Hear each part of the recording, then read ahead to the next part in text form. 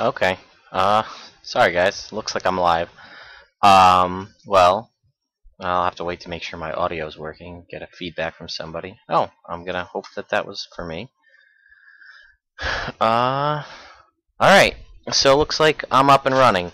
Sorry for the lack of intro music and intro video, guys. I didn't get any real prep on how to do broadcasting. So here we go. And I'm frozen. And I'm not. Okay. Mm, okay. So, welcome everyone to Chronicles of Tyria podcast, episode number 40, big 40. Guild Wars 2 podcast for fans by fans. And let me ask you guys real quick before I continue. Am I constantly freezing? Because I feel like I might need to tweak my settings a little bit. Okay. Cool. So on this week's show, as you can clearly tell, it's just me. I've got Casey just closed on her and her husband just got a new house. So they are busy spending their 1-year anniversary and the next however long renovating said home. So great for her. Welcome to the homeowners club. But like I said, that's just going to be me tonight. And again, please bear with me if there's any technical difficulties. Again, first time, let's see how it goes. Maybe in the future I'll have nice backgrounds and things, but for now, this is what we got. Yes, Casey got a guild hall. If only ArenaNet would give them to us. So on this week's show, I'm going to be kind of skipping the COT Weekly piece because the majority of my content is going to be all sorts of news from ArenaNet, news in other areas, and things like that.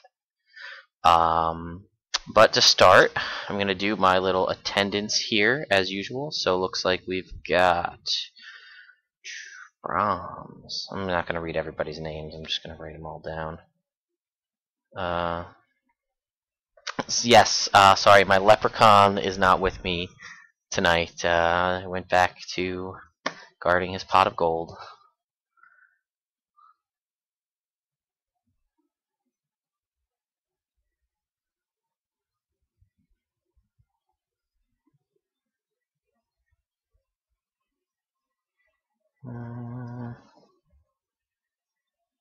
Alright, I think I have everybody here.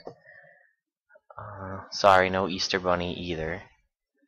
Alright, so I think I've got everybody that's logged in. If you guys are in our guild and you have not kind of chimed in to tell me that you're here, please do so. Otherwise, you won't be making the attendance for this week's podcast. But I think I have pretty much everybody that's there. Yep, memory burn, gotcha. I got all you guys. So, looks good. So this part next is kind of where we answer the response to the question of the week from last week, which, if you remember, was where would you like to see the living story content kind of implemented elsewhere in Tyria outside of the Flame and Frost? And nobody answered that question, so nobody gets a shout out for that. So, however, we do have mailbag, which we have received one mail from our very own Louis or Aldernate or Ninja Golem or Packet Burner, whatever you may know him as. But I'm going to read his email because it's awesome. So, dear valiant hosts of COT, great show, and although nothing can replace the hole in our hearts and Naveen's space on the show, I feel you two are doing a great job, bringing enlightenment and entertainment to the masses, and talking without any formal contracting, declaring myself spokesperson of the masses. We the masses thank you kindly. I sadly missed the deadline required for last week's show, and in all honesty, at the time felt the answer a little beneath the wisdom of a member of a reputable Southern college, but as it seems to elude you all, thought Nick Nack should write in this little segue. So, from Nick Nack, here we go. When creating realities, or as your benefactors prefer, overflow servers, they must invariably do so using one of two mechanisms. Either a reality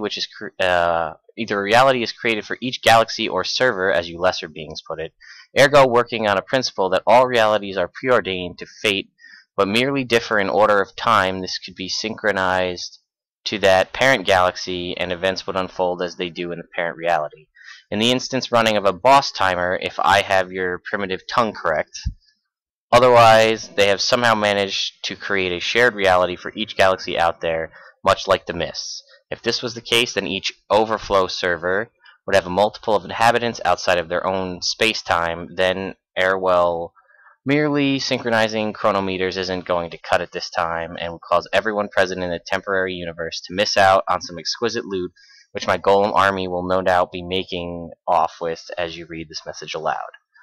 What do you mean I haven't got an army of golem? Excuse me whilst I find the idiot that forgot to order the golem parts. Knick-knack. And then followed, in case this message was a bit above you, I thought I would give you layman's term answer to the overflow issue. If the overflow servers are specific to the server you were on, aka Tarnished Coast Overflow Server X, then it would make sense that the base variables, such as dragon timers and alike, could be set to the same values and the bosses activate in those servers too. If, however, the overflow servers are actually multi-server wide, think about guesting for a minute, then the ability to synchronize the variables is not possible, as the occupants believe they are in the chosen server's overflow when in fact they are not.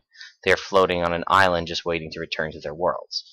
The final problem comes from the fact they will never have enough capacity to host all players on one server, and enough people server hop with a vengeance. We are doomed to live with these periods of thievery, as I believe Lagwyn screamed in Guild Chat after suffering this very thing and missing the loot in the process. As an EU player on a US server, I foolishly thought guesting was designed for EU to US movement and to bolster the communities and to bring the players as a whole closer to support the game as the player count lessened over time. However, as yet it appears to have done much to the opposite, I fear. My question to the two of you, meaning Casey and I, is regarding the community response to this overflow issue. The community has, as one might cynically expect of most MMOs out there, has had a spate of us versus them, which demands to have the core players preferred to guests. Forums are horrid places full of poisonous things and giant trolls, but I do feel the community isn't so bad in a game myself, except with the getting story mission pugs for dungeons. Wait, yeah. Oh, I know that all too well. But it seems very venomous to presume the locals get first dibs, or am I wrong? How do you feel this reflects on the community, and how have you felt the community has been of late? Sorry for the 800-word email. Keep up the good work. Oh, one last COT Guild-related theme. Can we add watching the show on YouTube and liking/favoriting? As being an ugly EU player, I need my beauty sleep, sometimes dare I say, whilst the show is on. Also, I think it's high time your puppet master, the wondrous Jolinar, steps forth from behind the shadows and joins the actors on stage, saving Casey her weekly shout-out. Happy travels and see you in Tyria soon. Take a break. I don't have any water to drink, otherwise I'd take a drink. But thank you. And yes, I don't know what we'll go with. We'll go with Knick-Knack for this. I have no... Actually, I think it's a really good idea to maybe every once in a while do a show on maybe... It'd probably have to be like a Saturday for us, but put it earlier in the time of day so that more EU people could attend. Yeah,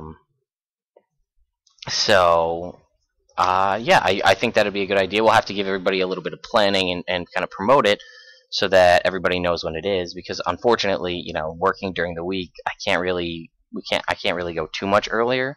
I could maybe get 7 p.m.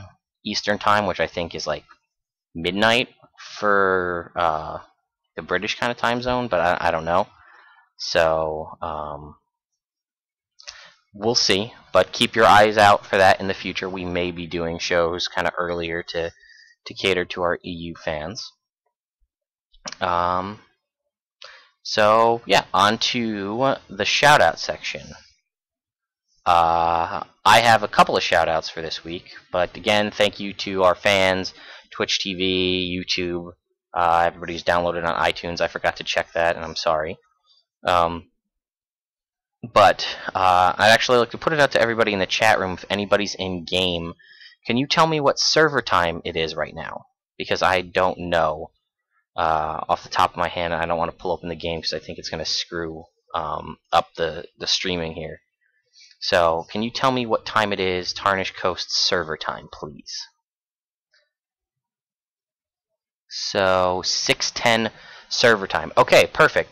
So, for everybody on Tarnished Coast, I don't know if you know, but at 8 p.m. server time, there's going to be a massive party in all of World vs. World on Tarnished Coast. All 3 Borderlands, as well as Eternal Battlegrounds.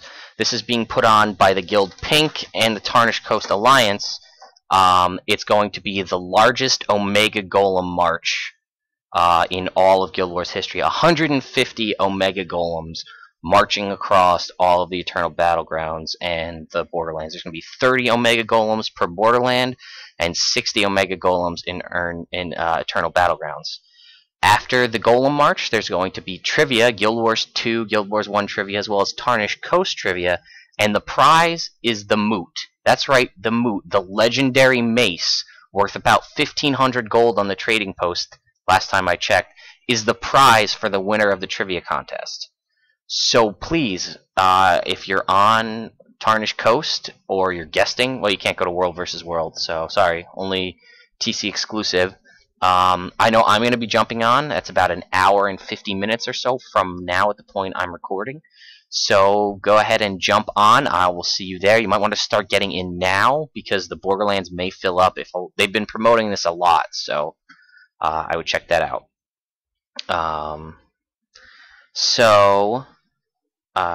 The next shout out I have is to ESP, which is a guild I know some of us are somewhat familiar with from doing guild bounties and them activating and kind of screwing with us. But ESP is the Everlasting Sacred Path. They are another pretty large Tarnished Coast guild. They actually have a contest going on, or not a contest, but this Saturday, that's March 30th, at I believe 2 p.m. server time, is Platypusapalooza.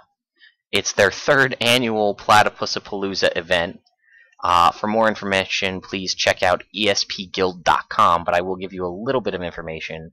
They talk all about what you can expect with Platypusapalooza, but essentially it's some special holiday that lies between St. Patrick's Day and Easter.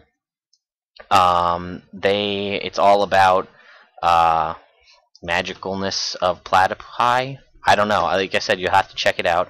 But it's going to be taking place in the Ventry Bay area of Caledon Forest.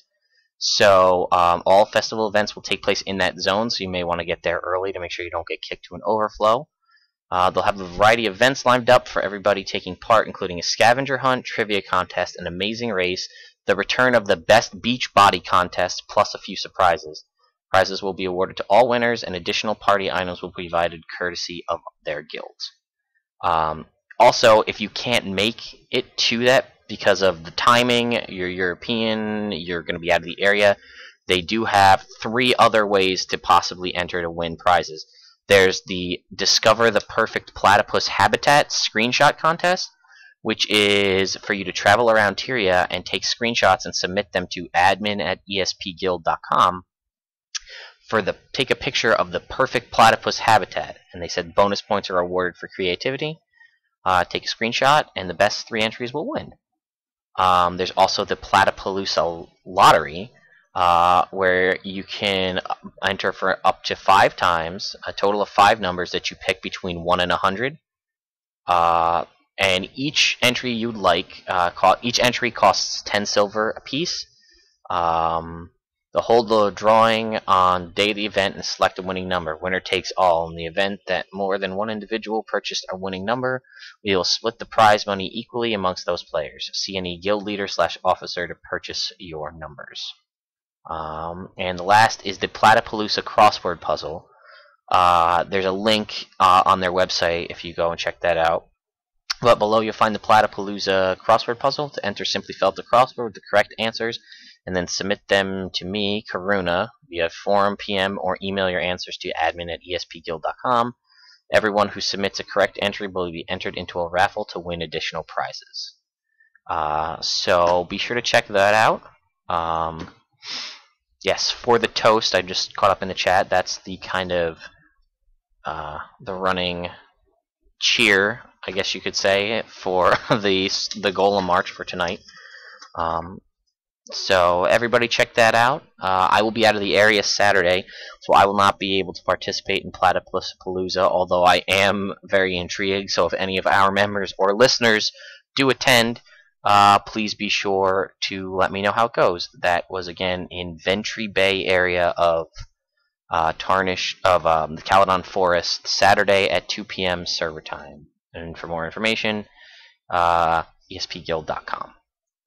Next up, shout out to 3 additional players, Dahlia, Azul, Food Sauce, and Cheers Valentine. They were 3 non-COT members that kind of hung out with us on Tuesday night when we put down the communal bonfire, and we're all getting ready to do our guild bounty and guild trek. They were just kind of hanging around, having a good time. Food Sauce showing off his massive legendary collection. But, they were just having a good time and not trolling us and just, being friendly, general TC players. So thank you very much to those 3 guys, or gals, or both. Oh, and Big Henry, too. Thank you, Tigers. Big Henry. I'm going to write that down as well so I don't forget. Big Henry was another person that was also there with us. Alright, so that is it for my shoutouts and stuff. We're going to move on now to the actual content of the show, which is news. Just general news. We got a lot of interesting things happening here in the Guild Wars 2 community outside of just the updates we've gotten from Flame and Frost the Razing, although I will be discussing that as well. Spoiler free as best I can. Big news. Tales of Tyria, one of the largest, most popular Guild Wars 2 podcasts to date, just hit their 65th episode yesterday, but that's also their final episode. That's right, everyone. Bridger and Tales of Tyria is no more. Well, Bridger still exists, but Tales of Tyria is no more. And alongside that, Team Legacy is also leaving Guild Wars 2 permanently. So that should, at least for us as Tarnished Coast players, should allow us to beat Kaining to a pulp because they won't have TL support. But it's a really big opportunity for us here at CoTPodcast, to be completely honest. I know we've seen other Guild Wars 2 podcasts come and go. Guild Wars Insider closed. Tales of Tyria is closing. And my goal as leader of Chronicles of Tyria, as well as one of the main hosts on Chronicles of Tyria podcast, is to kind of boost up and make better, and through editing skills, so I can make this look a little bit nicer, make us the new Guild Wars 2 go-to podcast. So, oops, Kana's here as well. So please, if you guys have ideas of how we can make ourselves a little bit better here at CoTPodcast, ideas for things that can help us be the next big and remaining podcast for the Guild Wars 2 community, I'm all ears. So, we'll see what happens.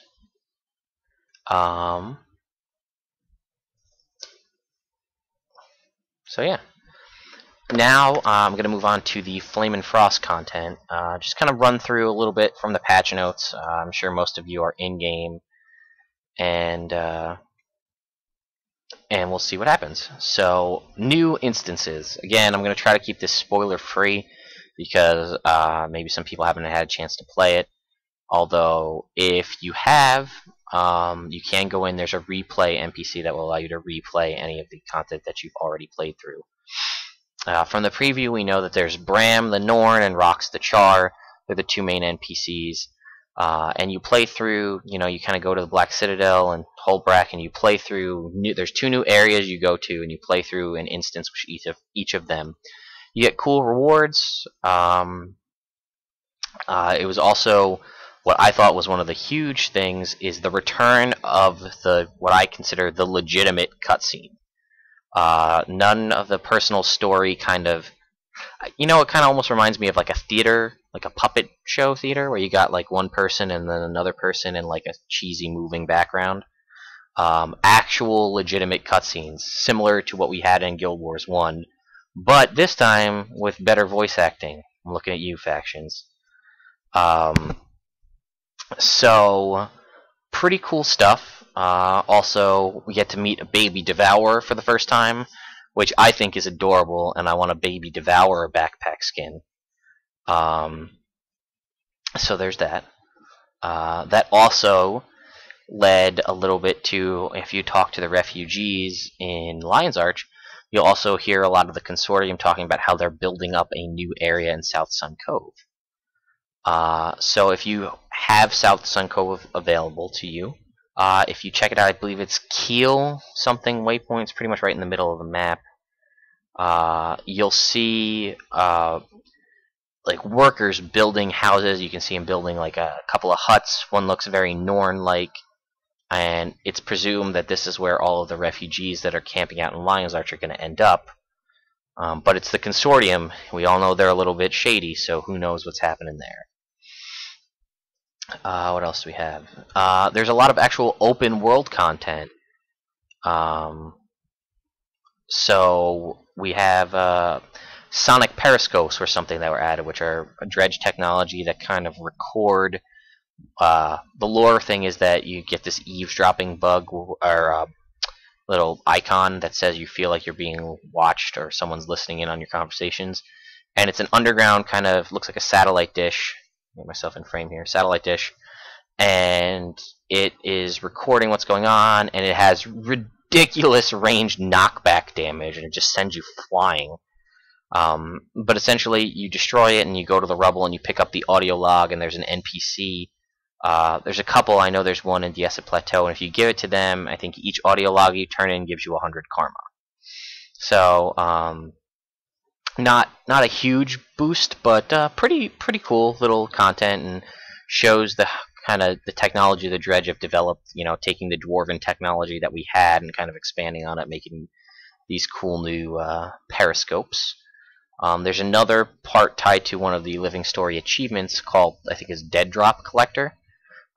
Which again, I don't want to spoil too much, but basically there is an NPC in the Black Citadel, an Order of Whispers member, whose partner is infiltrating the Flame Legion, and he gives you this translating tool, and he sends you a mail, and it has 12 locations, and you travel around and use this device to translate his messages from inside the Flame Legion, which gives a lot of really interesting, some really funny, but some really interesting story about lore behind what's going on with the Flame Legion and the Dredge coming together. And again, it's still pretty early, so I'll wait maybe next show, the following show, before we actually spoil any of that for anyone.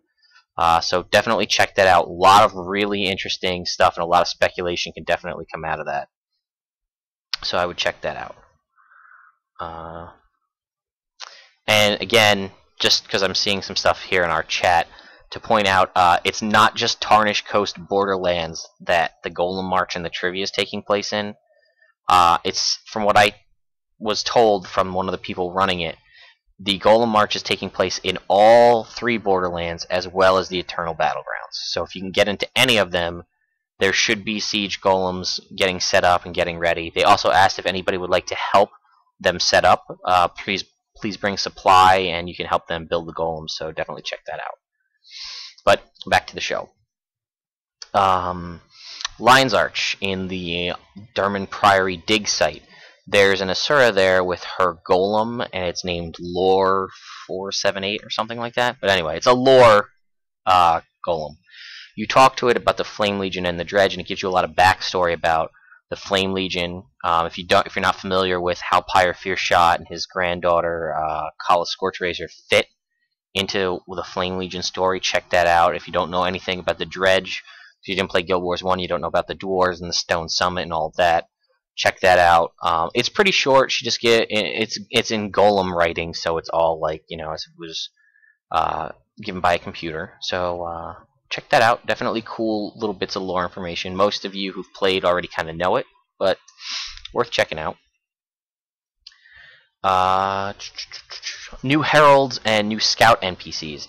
This is something that definitely needed to be added way at the beginning of the Lost Story. There are new scout NPCs that are denoted on your map with kind of like a parchment with a gold star in the middle. If you talk to the scouts, they'll tell you, like, there's Flame Legion activity here, and Dredge activity over here, and something else over here. Which, if you're like, oh, there's all these new events they've added with the Molten Alliance, where's that taking place? Well, the scouts kind of point that out for you, and the heralds are also telling you more of what's going on. Check out this, talk to so-and-so. So, check that out. It's pretty cool stuff. This is kind of going to go more to what I'm talking about when I'm new items in the gem store. They added, out of the Black Lion chest, you can receive fused weapon tokens, which you can then trade into an NPC in Lion's Arch to get a fused weapon skin. Pretty much, I guess the closest thing you could say they look like are Destroyer weapon skins, but a little bit cooler in my mind. What's it called? They also, it seems again, Great Swords got the most love as far as fused weapons go. Definitely cool stuff, but it's random number generation, it's Black Lion keys, it's Black Lion chests. I saw people already complaining like, oh, this is Halloween all over again. It's not really, but, trolly people will be trolly. What else do we have? There's the name change contracts. Huge update to finally get this in the game. The ability to go in and change your character's names. It's an 800 gem contract. But pretty cool. Also, you can receive name change contracts out of Black Lion chests as well. So, definitely worth checking out. And the final thing they added was the communal bonfire, which is essentially you put down this bonfire right in the middle and it spawns a bunch of firewood around it. And the person who puts it down can choose to either pick Magic Find, Karma, or Experience, I think. And it gives you the ability to, anybody who touches that gets 50% bonus to that. And it's a fun little mini game. It spawns a bunch of firewood all around it, and you bring the firewood to the fire, and it makes it get bigger. And then once it lights up, anybody who can touch it can get that boost for like a half an hour. And I think it stays in that location for an hour. So pretty cool. And if you complete the Living Story, you actually receive one of these as part of one of the Living Story rewards. So keep that in mind. If you're thinking about getting one, don't run out and buy one because you will get one. What else do we have? New guild content. They added 3 new NPCs to the guild bounty. One that we know of, Yananga the Rat Wrangler in Fields of Ruin. It's probably the most ridiculous NPC in the game because we spent a solid 15 minutes and guild bounty trying to find this NPC, and it spawns a bunch of suspicious rats. And you interact with the rats, and they run away. They hit you, knock you down, and then run away. Does that spawn the NPC? I don't know. How many rats are there? I don't know. I know ArenaNet said they wanted to make the bounty NPCs a little bit more difficult, but nobody knows. Last I checked, Dolphy did not have an update. She had some of the rat locations listed on her website, but she didn't have all of them, and I didn't see any information about that interacting with all the rats legitimately causes the NPC to spawn. I'm trying to look it up. as I speak here to see if we can't get you any information. Look for suspicious rat locations marked on the map. Note that not all locations are marked on the map. But it still doesn't say anything like talking to all the rats spawns the NPC, although there are fight mechanics listed. So it does say you may need a large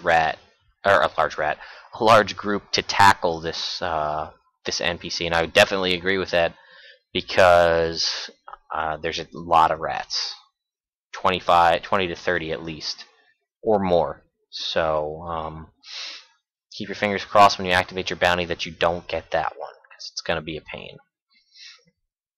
They also added the guild training missions, guild bounty training missions, which is one NPC in 15 minutes, and the reward is 3,000 influence as opposed to guild commendations. They said it's really good for smaller guilds because it can be activated as long as you have Art of War level 3 to help them gain influence to then gain access to the guild bounties.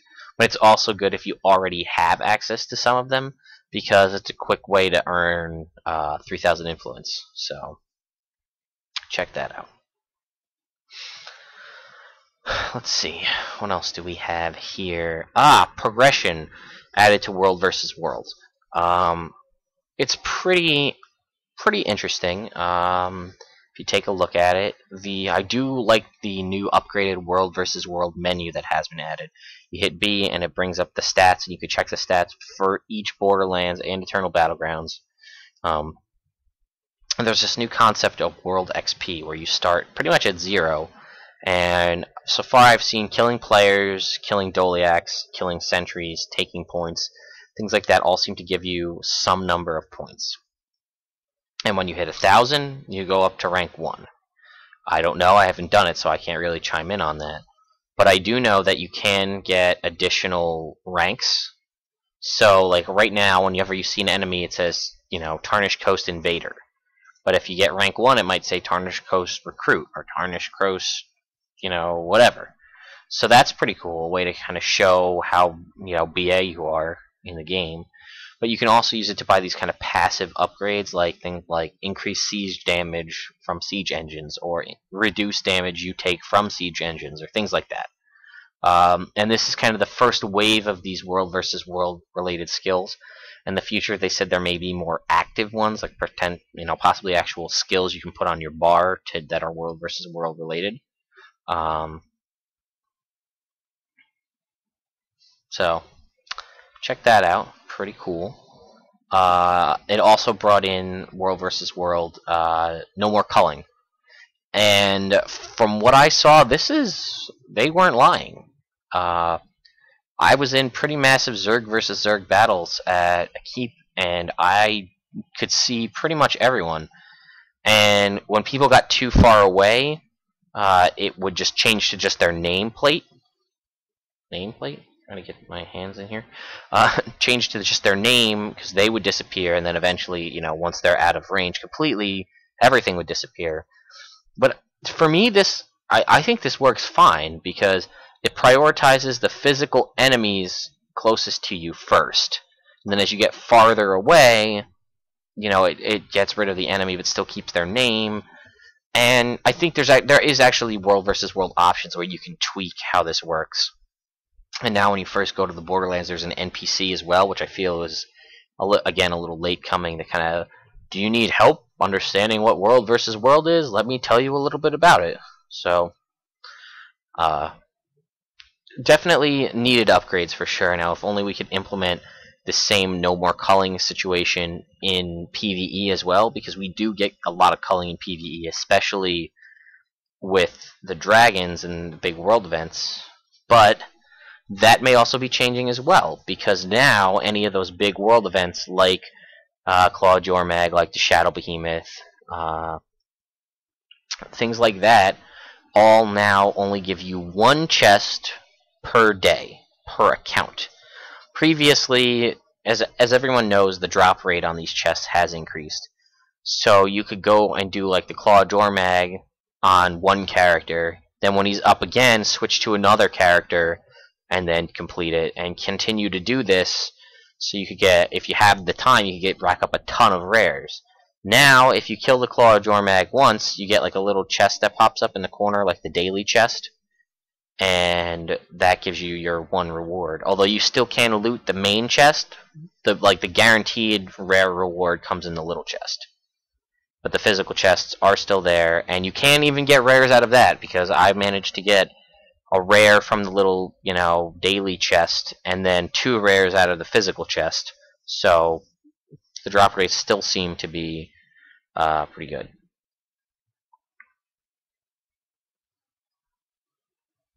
I believe if I'm reading, sorry, I'm just reading the chat here. The 1 chest daily. Yes. Okay, so you can continue to do it daily on other characters, but like I was saying, the daily little pop-up chest, that's a guaranteed rare, that's per account. Also, they tweaked it because previously, if you were like a level 5 character completing one of these events, if somehow that was even possible, well, let's say you're like a level 15 character and you go kill the Shadow Behemoth, you would get those guaranteed rares, and the lowest level rare you'd get is like level 39. So you'd be a level 15 character killing a world boss and getting a level 39 rare. They've tweaked that now, so I believe you have to be level 39 at minimum to gain one of these chests. That was kind of like a ninja nerf, and then they put that in one of the patches afterwards.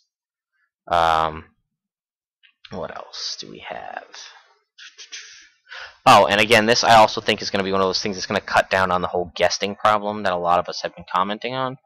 Because, you used to be able to guest to another server and then get a reward there as well. So, I'm getting a breaking news update here in the chat. Golem event and trivia postponed for an approximation hour. And for those of you who aren't aware, there was a most recent, while doing the show here, there was an update to the game, a minor update.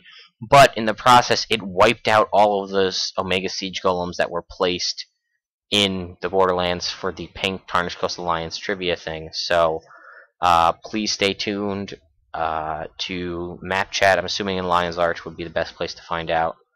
But if there's any more news by the end of this podcast, we'll keep you updated.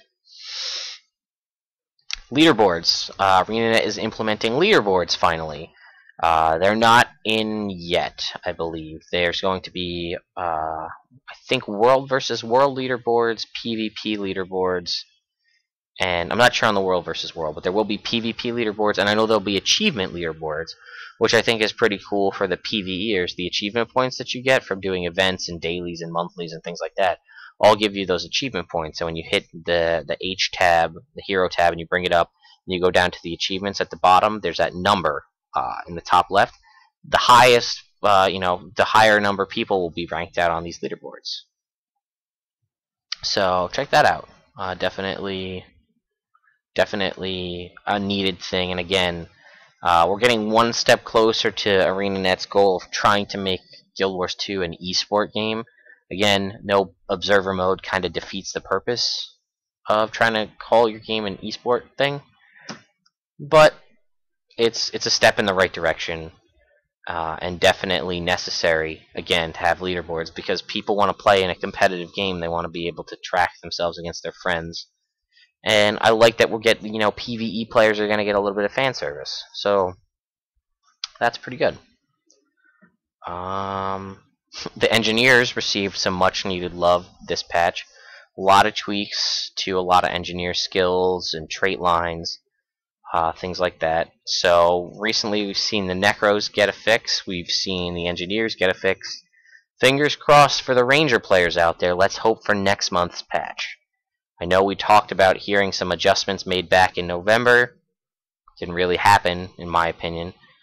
So let's hold out and hope that Ranger players get that love that they desperately need come March. I don't know if you've noticed this, because I definitely have. World events now, big, massive world events, they seem to be a little bit more difficult, and that's due to the fact that ArenaNet adjusted the event scaling. So now massive events and even smaller level events, they're now upped to support the scaling caps out at 50 players rather than whatever it was previously. So if you have a dragon and 50 people are fighting that dragon, the event will properly scale upwards to fit that 50-player limit. Now, if you have 100 players fighting a dragon, it's still only going to scale up to the 50-player level, but that's a big improvement, especially with the influx of people fighting dragons, the Shadow Behemoth, and things like that. So, again, that might have been in the light of the adjustment to the chests because it's forced a lot more players to come in and play. And I'm sure anybody who's played recently, at least in a high population server, can admit that whenever you fight a world boss, dragon, fire elemental, whatever, there's always a ton of people. So it's nice to see that it's getting, we're getting a little bit of a boost, and to give that, fighting a dragon a more epic feel. So, let's see. Lip flap.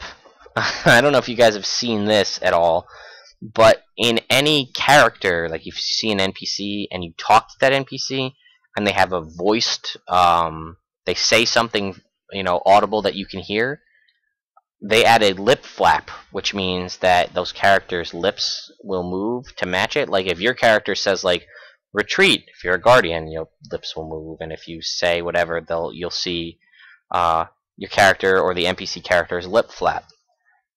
Which I think it's a little thing, but it's good. Although I was doing Claw Island recently, and I was just getting off at the start of the mission. I was doing Aura Whispers, so Tybalt was there, and I was talking to him, and he stopped talking, but his lips just kept flapping till I walked away, and he just kept going. So I think that might need a little bit of a tweak. And it was almost like a Japanese, or an English dub of a Japanese Godzilla movie, where words are being spoken and the mouth is just moving regardless of what's being said. It kind of looked like that. So, I don't know if it was just that one mission and it goes a little buggy, but I'd be curious to see if anybody out there has witnessed something similar to this. And I could definitely see people making really funny videos out of that. If you've got the time and the creative mind, you could definitely do something funny with that. And coming up to the end of my little bit about the Flame and Frost, quickness, which as much of you know was a huge buff, limited in access, only a few classes have access to it. But quickness was basically a buff you could give to yourself or allies that sped up your attack and skill activation speed 100%.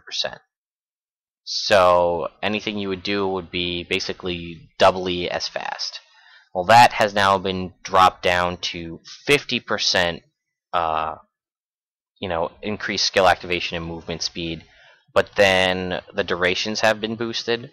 So, I mean, it's still good by any means, but skills that were not OP but like really, really useful, like Time Warp, Mesmer Elite skill, a little bit worse. And I heard Rangers kind of got screwed because they added a stun breaker to their quickness skill, which is good, but they just decreased the duration, or they decreased the effectiveness to 50%, but they didn't boost the duration at all. So they just pretty much got a nerf, although they did get a stun breaker added. So again, Rangers need the love, ArenaNet. Come on.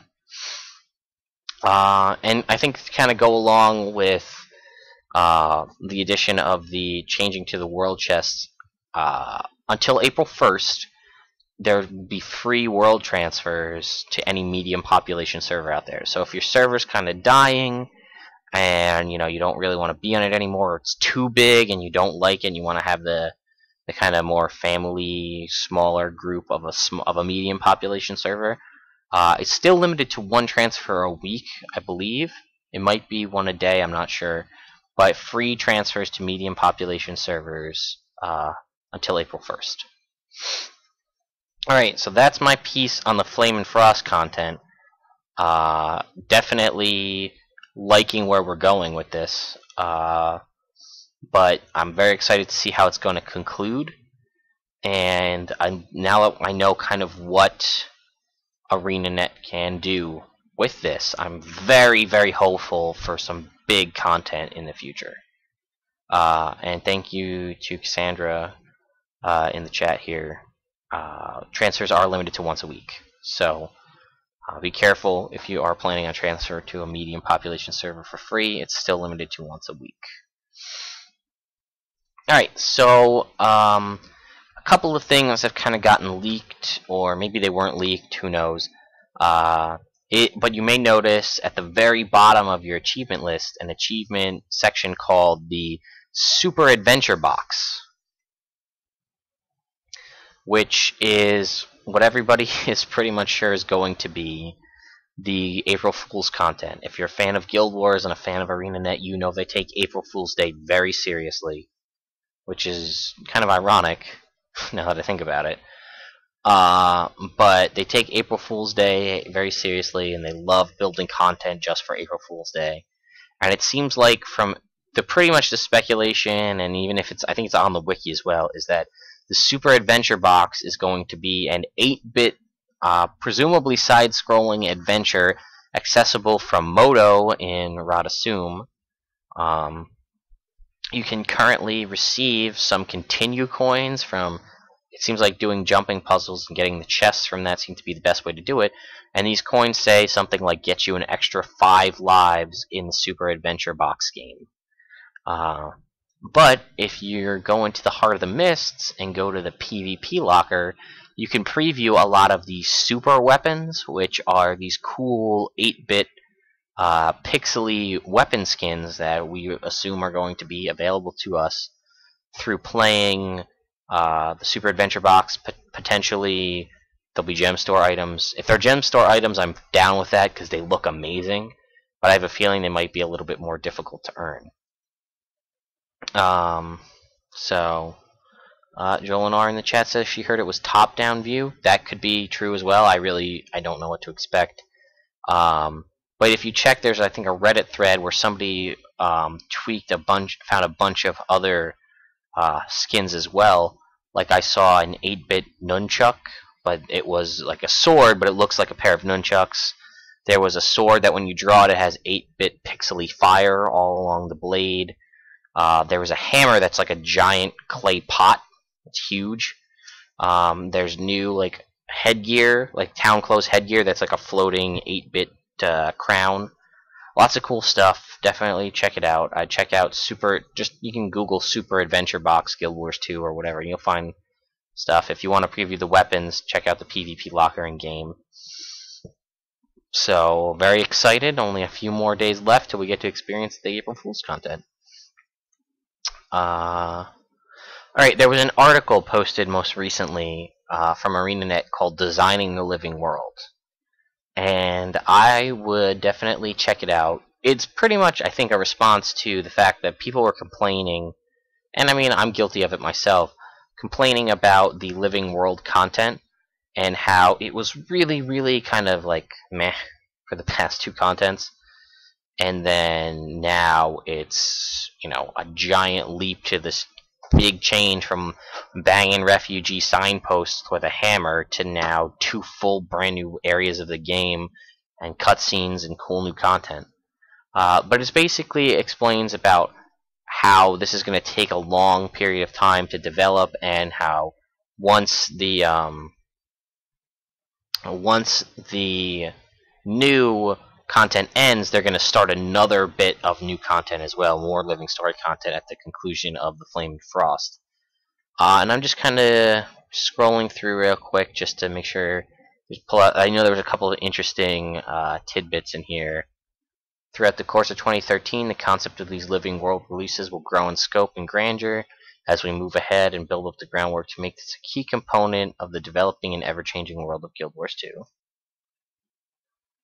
Let's see. What else do we have?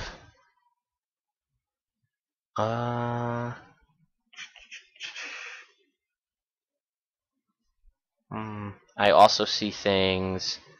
I remember reading. I don't want to spend too much time on this. Just have me sit here reading through this.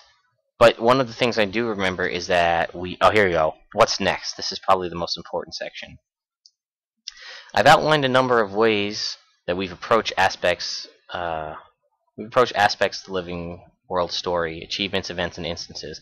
We have a whole new game's worth of systems at our disposal. In the coming months, you'll see the living world story play out from any number of approaches: activities, dungeons, crafting, or others. You'll see more holidays along the lines of Winter's Day and Halloween. But even these sorts of events have an overall continuity. When Mad King Thorn blew up the lion statue in Lion's Arch, that actually happened, and it took time to repair. Tix's inventions live on in the enthusiasm of refugee Malia and her best friend Rex Splinterstorm. We're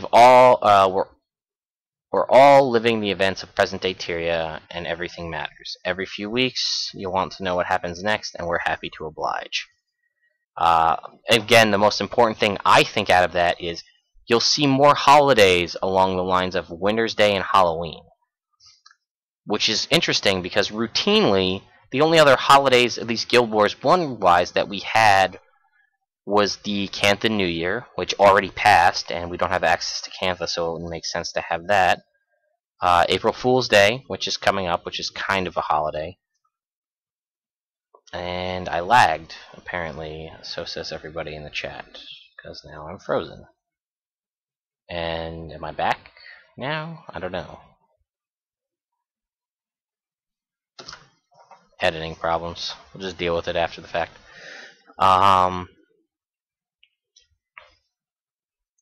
So, I don't know what to expect going forward, but we may have new holidays. So maybe they'll add completely new ones. We don't really know if Asura or Sylvari have holidays. So maybe we'll have like a Sylvari Day, or like a Arbor Day will be a big holiday in Guild Wars 2 for the Sylvari. Who knows?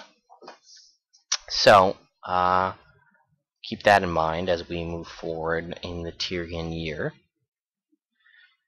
Just a little quick update. You can save 30% on Guild Wars 2 for a limited time. Save more than 30% off the Guild Wars 2 Digital Edition and Digital Deluxe Edition purchased through buyguildwars2.com. It ends April 1st at 11:59 Pacific Standard Time. Or Pacific Daylight Time, I should say. What else do we have? Just earlier today, there was an article put out about Braham the Norn from the Living Story. It's a little bit of a backstory about him. I will warn you, there are kind of spoilers at the end, something that you don't really find out until you play the story. If you read that kind of blows, I feel, one of the big surprises of the game. But it's cool. I would recommend reading it after you play the Living Story, because it fills in a little bit of his life before you meet him. So, definitely worth checking out.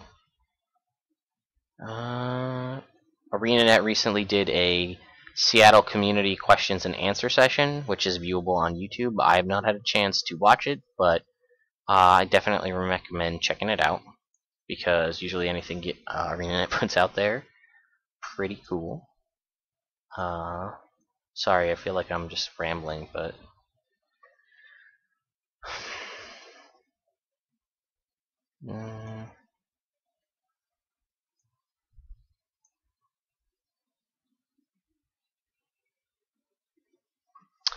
alright, so we got a question here from Cossack here in the chat.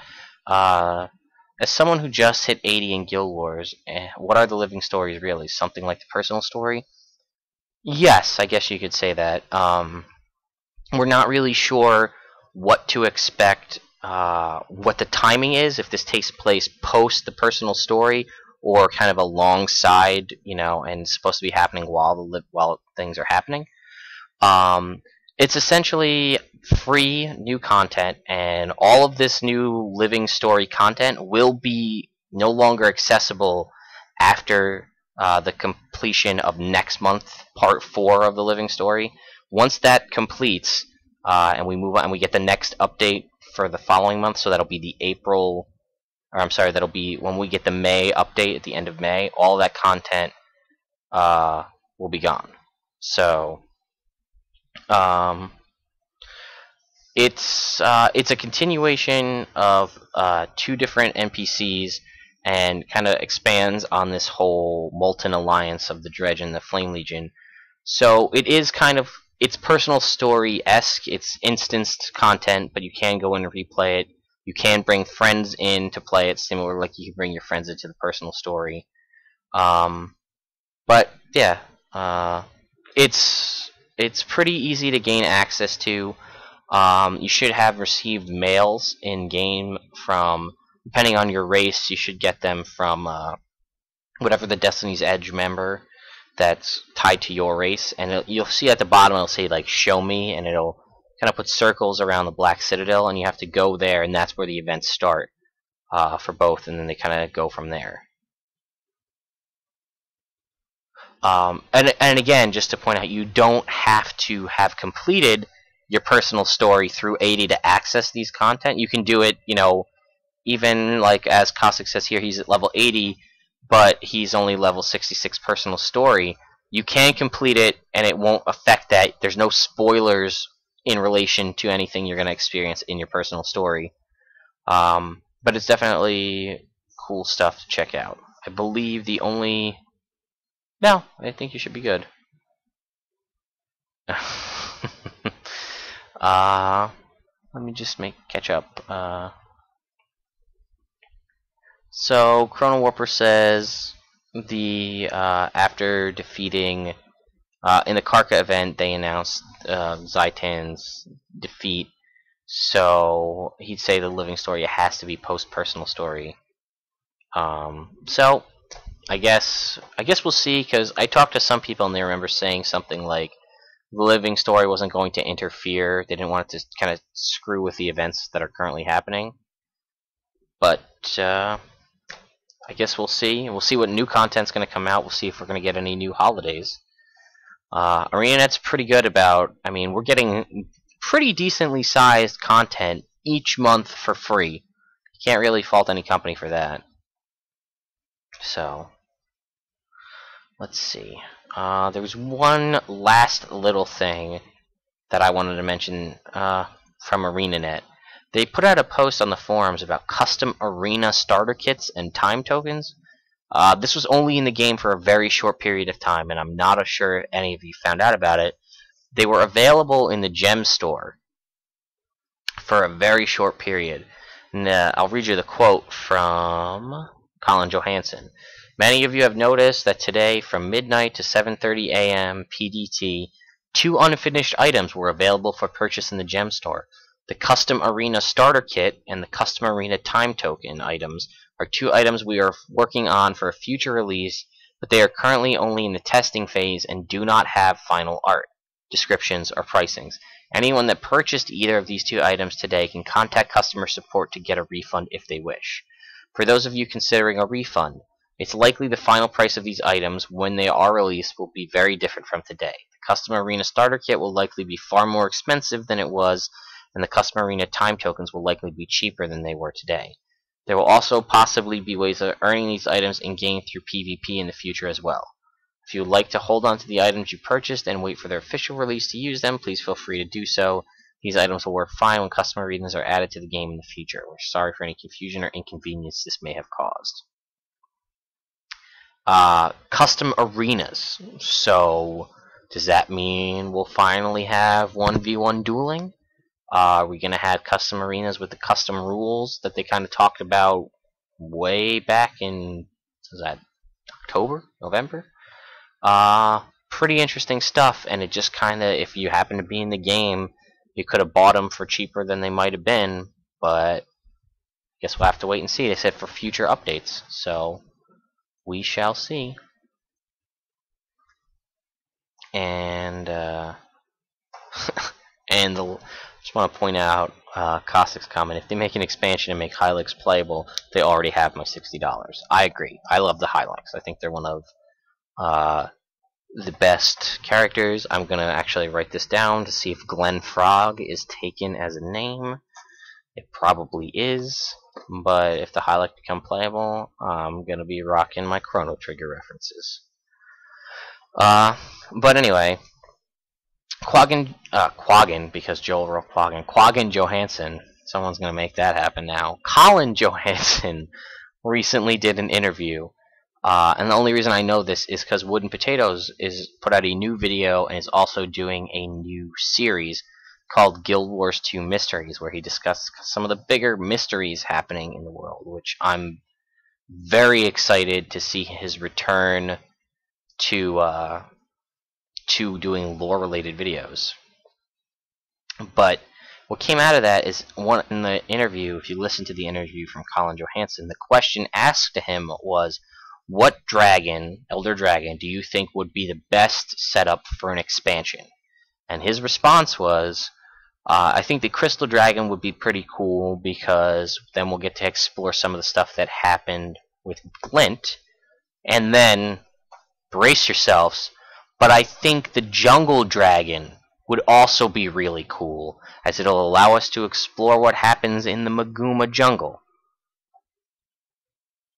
I'm just going to let that sit out there. The Jungle Dragon.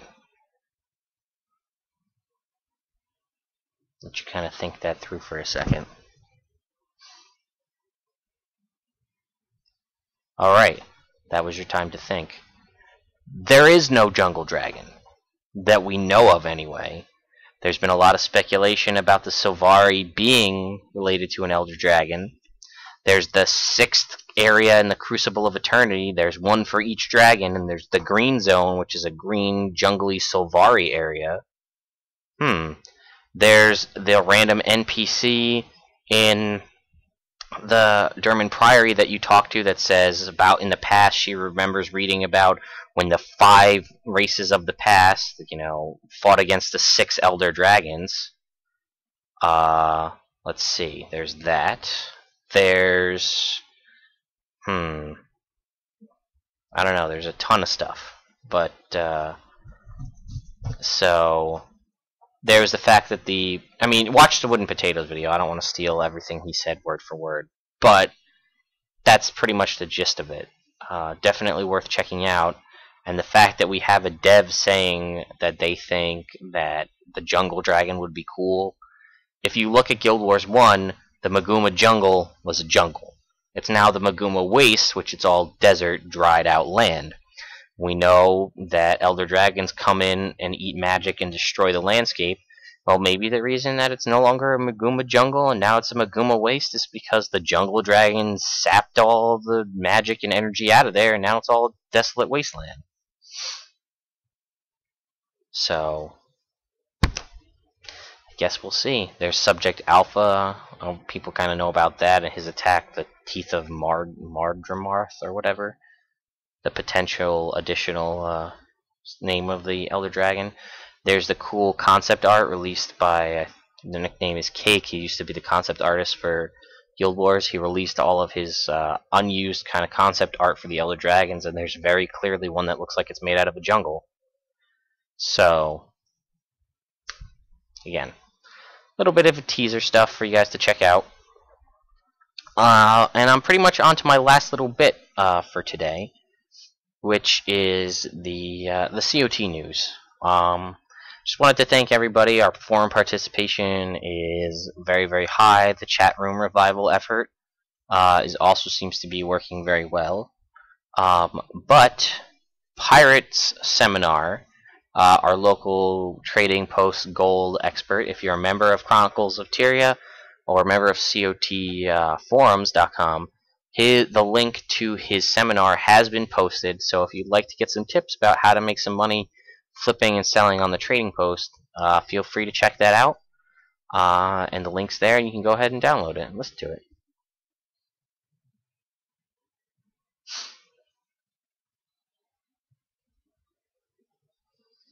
Well, I'll make sure that that link is working. Joel says it's not working. But, that's because Joel's a troublemaker. So anyway, I don't really think I have anything else to kind of talk about. So, let me just double check on this. Joel, just to follow up, you can't view an MP3 on Google Docs, but if you right-click on it or click on it and then hit download, you can download it to your desktop and then view it from there. And as far as question of the week goes, because people asked about it, I do have a question of the week. I'm just going to wait till the very end, but I'll add it in now. So, sorry. Shit, where's my question of the week? Sorry, I wrote it down and then I forgot. Did I write it in here? I'm sorry, guys.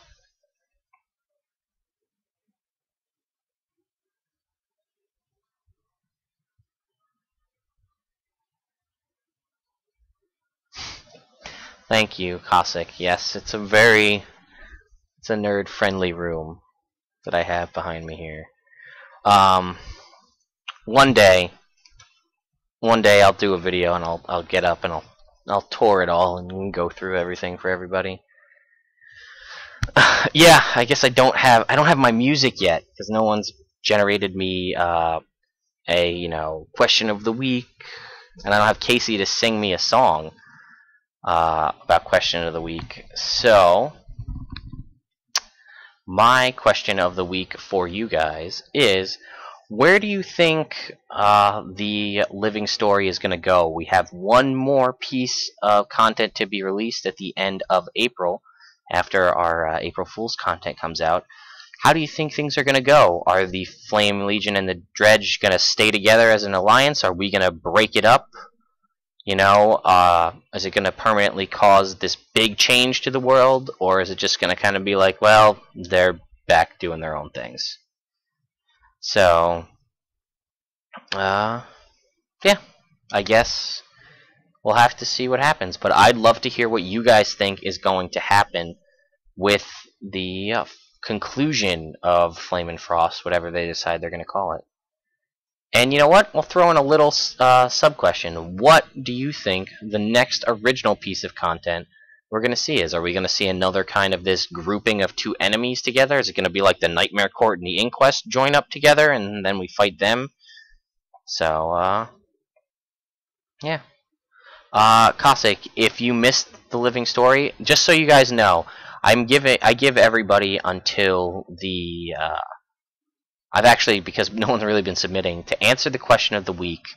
As a reminder, you can submit your answers to hosts@chroniclesoftyria.com. As long as you get your submittal in before by 11:59 Eastern Standard Time on next Wednesday, your answers will be counted, and the winner will then get the shout out here on the podcast.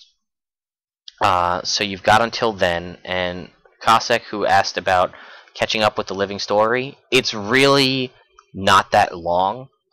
You could probably complete both pieces of the main living story content in, I'd say, maybe a half an hour tops. So you could watch it on YouTube if you wanted to catch up with the cutscenes, but I would just recommend playing it because you get cool rewards, you get karma, you get to see some cool new designs and stuff like that. So definitely worth checking out.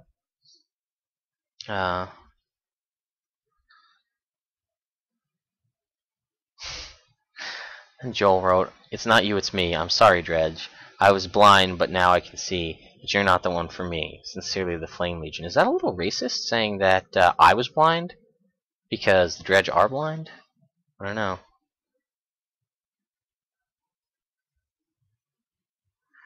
So, no, and again, I'm sorry, just to reiterate before I kind of close this out, the living story content, again, all aspects of it, from banging refugee signs with a hammer from the very first piece of content to the most recent piece, will be available until it's totally concluded. So end of April, we're going to get our final living story content, presumably, and then end of May, we'll get the new update, which will then wipe out all of the living story content previously. So you have the option to play any of that, catch up on it until it's totally done. So, alright everyone, thank you. Seems like we have some new viewers here in the chat, so thank you to everybody who came out and viewed us. Thank you guys for putting up with me and my little bit of Yes, Cassandra, I did mention about the flame weapons. Sorry. Thank you to everybody who put up with my kind of glitchy, laggy, pun intended, efforts here. My first time broadcasting by myself for real. And I hope to see you guys next week. Hope to see your answers from hosts at chroniclesoteria.com.